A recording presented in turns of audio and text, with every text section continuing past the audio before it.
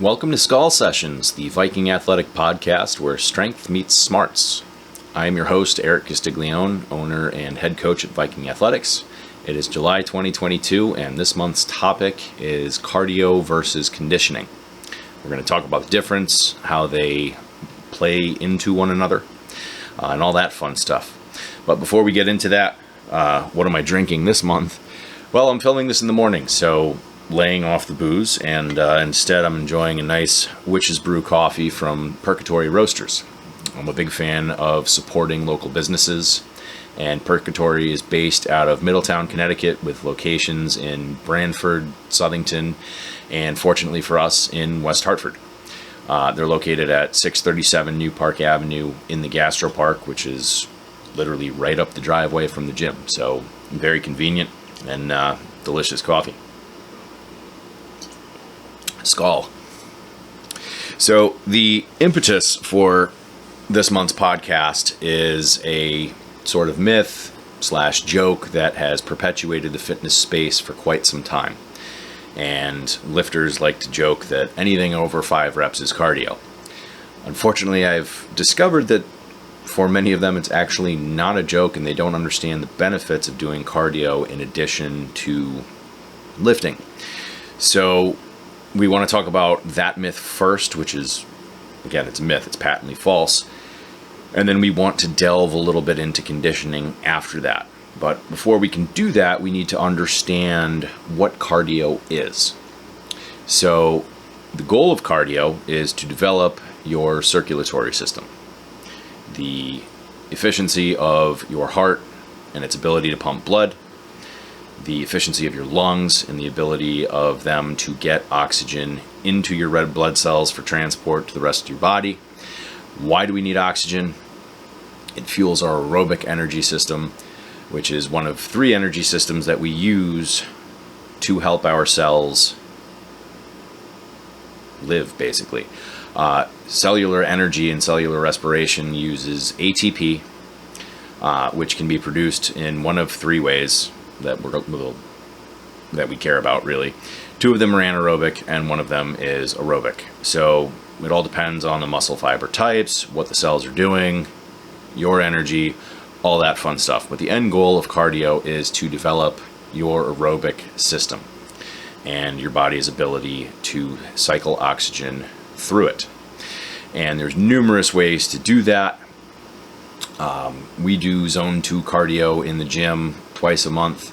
And the goal of zone 2 cardio, what that means is you are not really pushing, you're slightly out of breath, minimum dose of 30 minutes. And that in particular actually helps your heart grow bigger. The left ventricle, which pumps blood to the whole body, gets bigger. So you're able to pump more blood per contraction. And then, you can get into different cardio zones, which are more about pushing what we call the anaerobic threshold, which is how hard can I push before I am no longer using oxygen and I start using my anaerobic cells. That's going to be individual depending on your level of cardio. For some people, they can sustain a 7-minute mile pace all day long and stay aerobic without crossing over. And then you get people that are not as well developed who run at a slower pace. But at the end of the day, you're using type 1 fibers in your muscles, which are aerobically based. They require that oxygen for cellular respiration. And again, the goal is to develop that particular energy system, which is the aerobic system. Why do we care about that? Well, it's good for general heart health. And for anyone interested in fitness and performance, your type 1 cells are heavily used in recovery. So for a lifter who gets out of breath during a set of 5 reps, if they have 4 more sets of 5 reps to do, it would behoove them to develop their cardio so that they can recover faster between sets. So there really is no downside to developing your base, your aerobic base, your cardio, within reason. There is a long time myth as well that cardio ruins your gains. And really where that came from is powerlifters who were heavily specialized in powerlifting and dedicated too much of their training to cardio, which in turn exhausted them and caused them to lose out on their weightlifting training. But with the right dose and the right frequency, there is no downside to improving your cardio. And most of us are not that highly specialized, and we are not developed. We are more of a balance of type 1 and type 2 muscle fiber types, aerobic and anaerobic, whereas the vast majority of extremely elite powerlifters are mostly type 2 fibers, the anaerobic. So they don't really have that much room to develop aerobically, and doing too much, again, exhausts them so that they cannot use the type 2 fibers. Most of us are about 50-50. And then at the opposite end of the spectrum, Chris Hinshaw is the CrossFit aerobic capacity coach, world champion triathlete multiple times over. And if you look at him, he's about 80% type 1 fibers, and this is genetic. You're born that way. So he was predisposed to being an excellent triathlete, endurance athlete. So for the vast majority of us, we don't need to worry about that. We can develop both, and there is no downside to working on our cardio. In fact, if you look at, well, the most recent, most dominant champ in CrossFit was Matt Fraser, and he talks about waking up every day and selling his soul to the assault bike. He also did a tour of his home gym, and he has a traditional Stairmaster machine that he got. He'll throw on a weight vest and he'll just climb stairs, and that's what he does for his zone 2 cardio. So he's still getting that in as well. It's a big part of his base of fitness. So the most important thing to note with cardio is that the more you do it, the longer it goes, or if you start ramping up the intensity, your muscles require more oxygen, your breathing is going to increase, and your heart rate is going to increase to help compensate for that. So there's a very linear relationship when it comes to traditional cardio between your heart rate and your VO2 max and where it's at during that workout. What happens when your heart rate spikes because you're doing more than 5 reps? It is very different. It's not your muscles that are deprived of oxygen, because the muscles you're using don't require oxygen. You're using your type 2 muscles, you're using your anaerobic muscles and your anaerobic energy systems in order to lift those weights. So if we don't require more oxygen there, then why are we breathing heavy?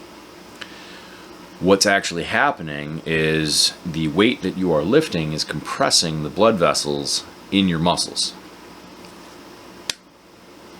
And in order to re-expand them, your heart rate picks up so it can pump more blood and try to force them open again.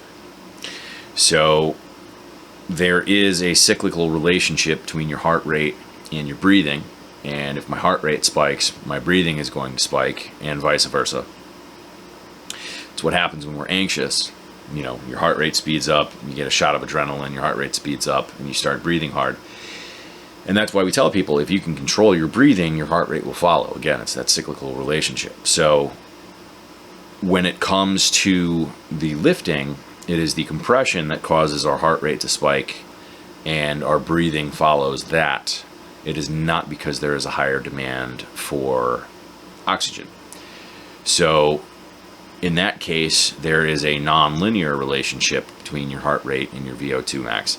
So when you are lifting or doing anything that's predominantly lifting, you know, if it's a CrossFit workout that's predominantly, call it a short, heavy Metcon, your heart rate is not really a great metric for determining whether or not you're doing cardio.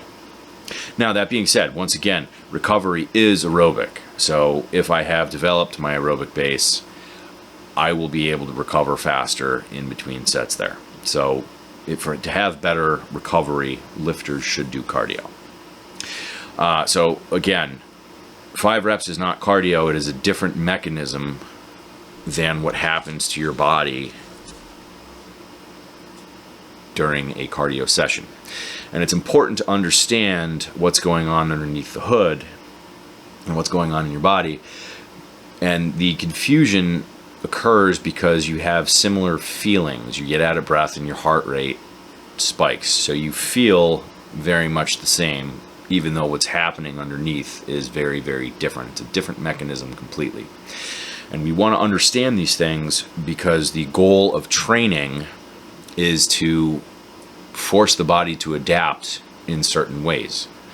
I am applying a stimulus to get a specific response. So if I'm trying to build my cardio, I can't rely on the fact that I'm breathing heavy and my heart rate is high during a lifting session and claim that that's cardio. That is not the case. I need to use cyclical movements like running, rowing, biking, or if I use, in our steady state cardio, we'll occasionally do like minute intervals of very, very light kettlebell swings where I'm not exerting a lot of energy. I am not using my type 2 fibers. I can get away, the weight is light enough, I can get away with using my type 1 fibers, and that keeps it aerobic. But understanding that the mechanism is different is hugely important when it comes to programming the proper movements, the proper workouts for the clients that have specific goals. If I don't understand what I'm throwing at them, then I'm going to get random results. That's where the saying, any idiot can make any idiot tired, comes from. I can throw a workout together that's going to cripple you and leave you feeling exhausted, but did I make you any better? I don't know, maybe. But if I don't know the effect of each movement and what that's going to do to you as an individual, then I can't help you achieve your goals. It's kind of the same thing. Speaking of CrossFit, back in the early 2010s, the high altitude training masks, that's actually a misnomer, so I'm going to call them oxygen deprivation masks, were all the rave. You can see multiple photos on the CrossFit main site of people wearing these things, and the idea was it restricts your breathing and it simulates high altitude, and that's going to make you a more effective athlete. It did restrict your breathing, but once again, the mechanism was completely different. So if you picture an HVAC system, why don't we go back to the COVID shutdown, and then we'll take a real life example. One of our members at the time was the principal of Solomon Schechter Day School in West Hartford, and in order to prepare for reopening, they wanted to upgrade the filters in their HVAC system. I think it was like MERC 17. I'm blanking on the actual acronym. The point is they needed a filter that was able to filter out particles small enough to catch COVID particles in the air and make it safer to return to class. And as the filters got more intense, it was harder to draw air through them, and their motor was not powerful enough in the HVAC system to allow this to happen. So when they put in the COVID certified filters, they got no airflow whatsoever. There just wasn't enough suction created. So when we throw on an oxygen deprivation mask, that's essentially the same thing. We're putting a physical barrier up that we now have to suck air through. And what that does is it forces your diaphragm to work harder. So your diaphragm's a muscle, and as it contracts, it pulls the lungs down, increases the volume of the lungs, creating a vacuum. Air rushes in to fill them, and that is essentially the mechanics of how we breathe. So by restricting your intake, the diaphragm now has to contract harder to expand the lungs and get more air in. So you're training your diaphragm, which is never a bad thing, but you are physically restricting airflow. When you train at high altitudes, your diaphragm doesn't have to work any harder. You can take in a breath with the same amount of air without working any harder, but you have fewer oxygen molecules per breath. So training at a high altitude forces your body to become more efficient at using the available oxygen.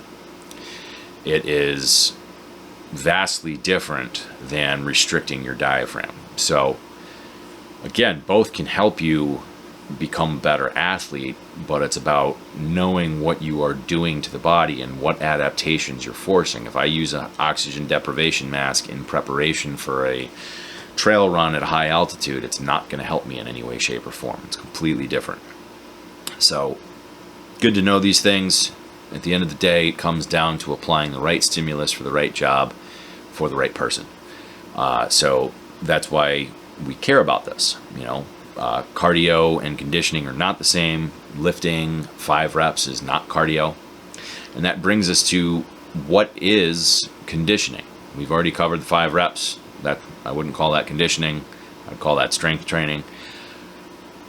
And cardio and conditioning are different, but they do feed into one another, as we mentioned earlier.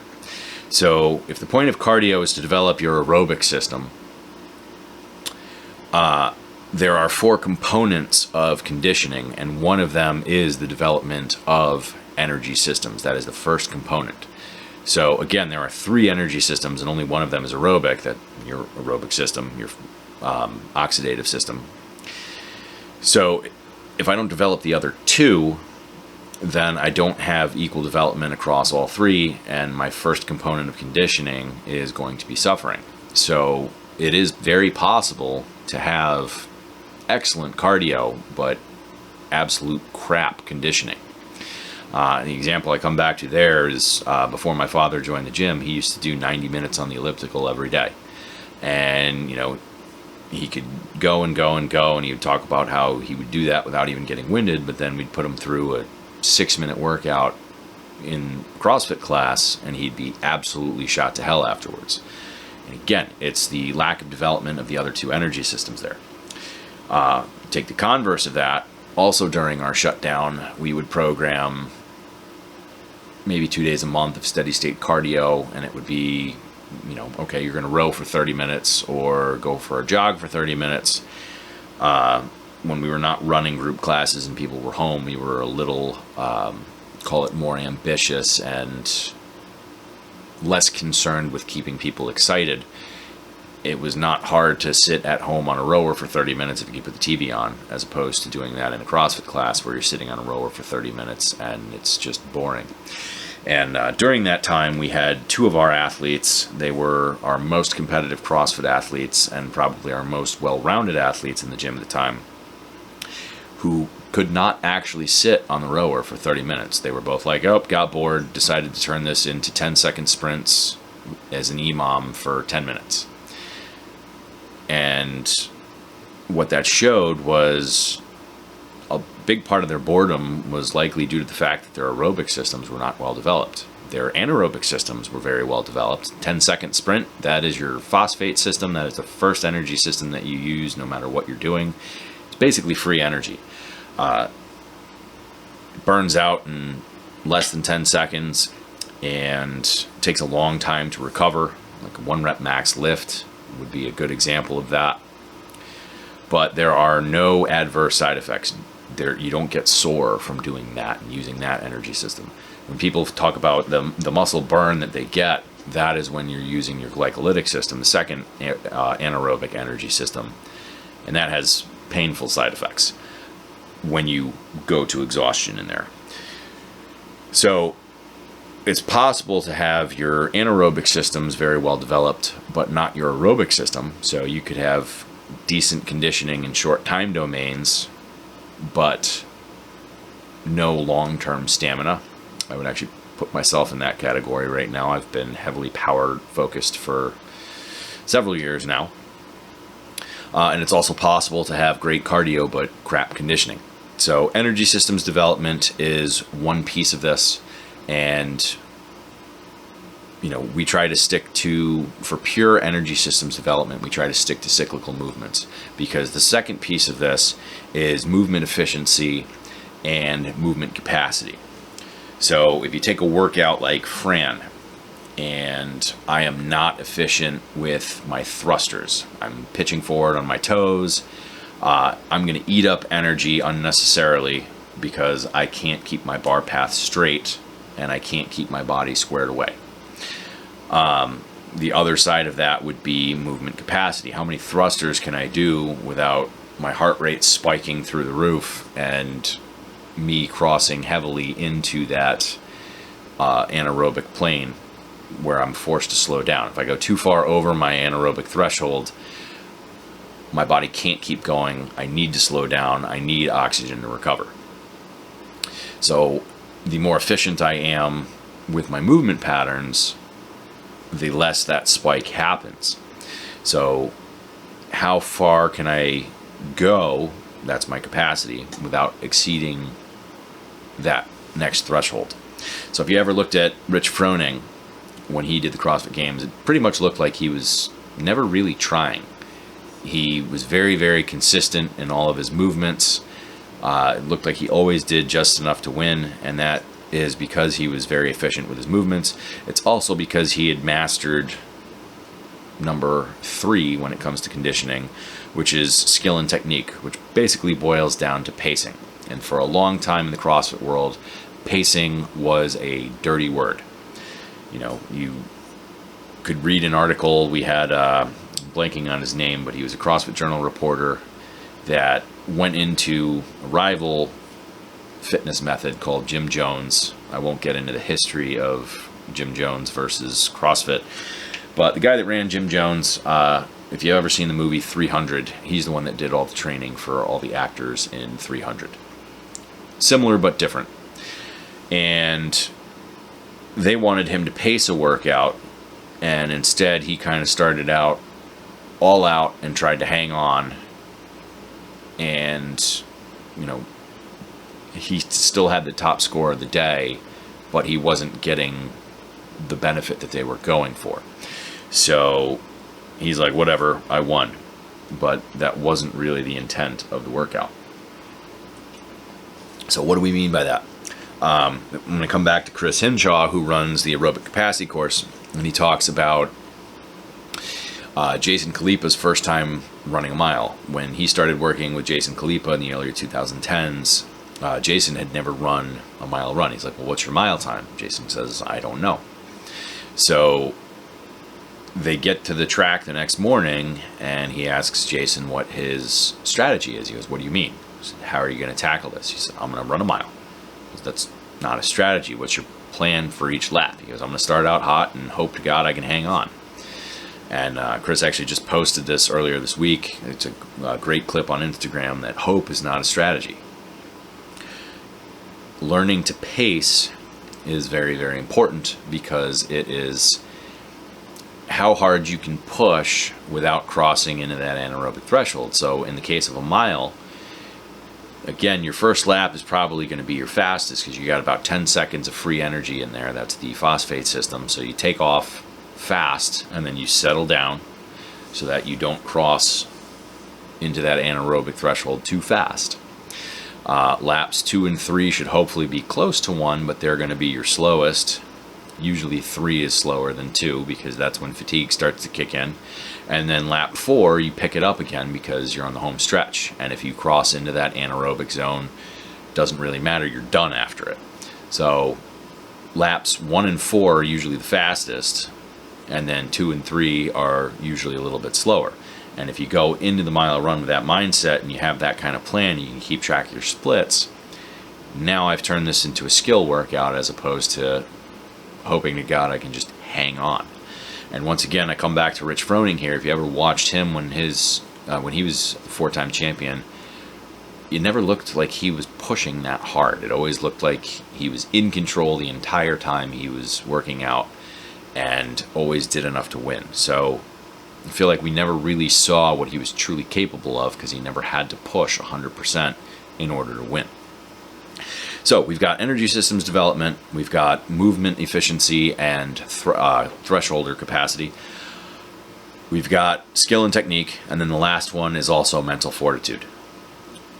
Going back to that mile example, how hard can you push in that 4th lap? Can you hang on at that point because you know you're done? Or in the case of zone 2 steady state cardio, are you mentally tough enough to sit on a rower for 30 minutes, 40 minutes, an hour? Or do you get bored? Can you stay with it? So those are the 4 pieces of conditioning. And I would define conditioning, I'm taking this from, I'm going to give him a shout out, Coach Joel Jameson. He runs a program called 8 Weeks Out. He's big into using HRV for training. Very, very valuable source of information. Both him and Chris Hinshaw I'm drawing from a lot for this podcast. both coaches I respect and follow. And I'm stealing his definition for conditioning here. It is the strength and power output that you can maintain without gassing out. I like that definition. I think it sums it up very nicely. How powerful can I be without gassing out? That applies to any movement. Whether it's running, whether it's lifting, it fits. And that brings us lastly to the topic of intensity. So when we are building our conditioning, or our cardio for that matter, when we're trying to stay aerobic, intensity is huge, and it is relative to the individual.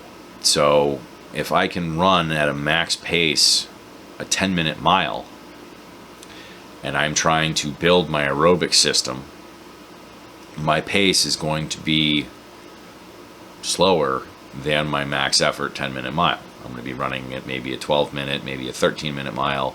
Again, depending on the frequency of the, or I shouldn't say the frequency, the length of the run and how many intervals I have to do.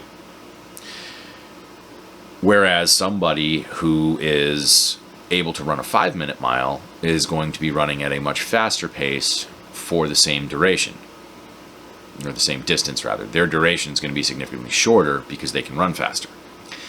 Now, CrossFit defines intensity by taking the actual physics definition of intensity, which is work over time. And work, the physics definition of work is force times distance. Physics definition of force is mass times acceleration. So you've got mass times acceleration times distance over time. Basically, if I can do more work in a shorter amount of time, I'm more powerful than the next person. And this is only useful when we're comparing person to person.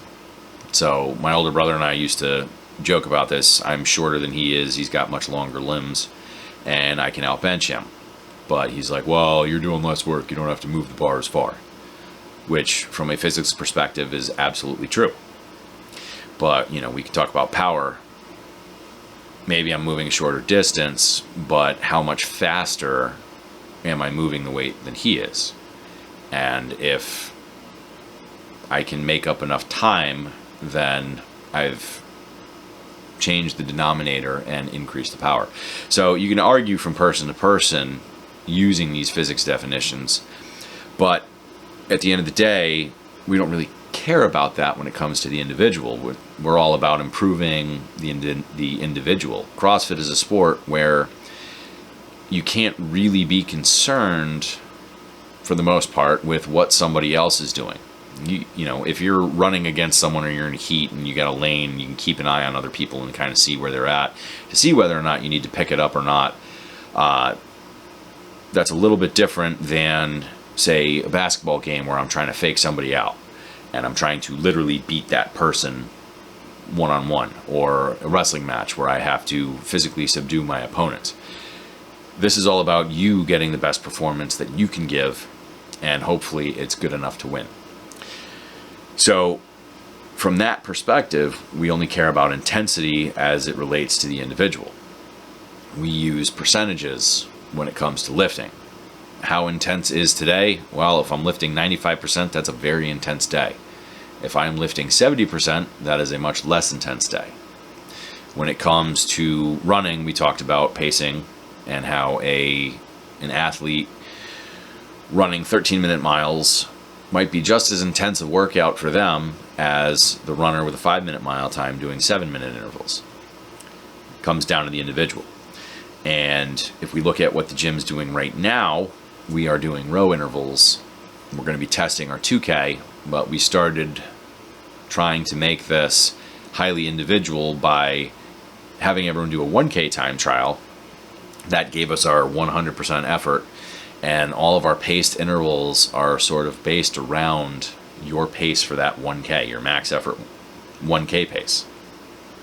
So we're giving everybody a goal output for these rowing intervals instead of just telling them, you're going to row hard, you're going to rest. We've now individualized it based on what they're able to do, and we're prescribing essentially an intensity.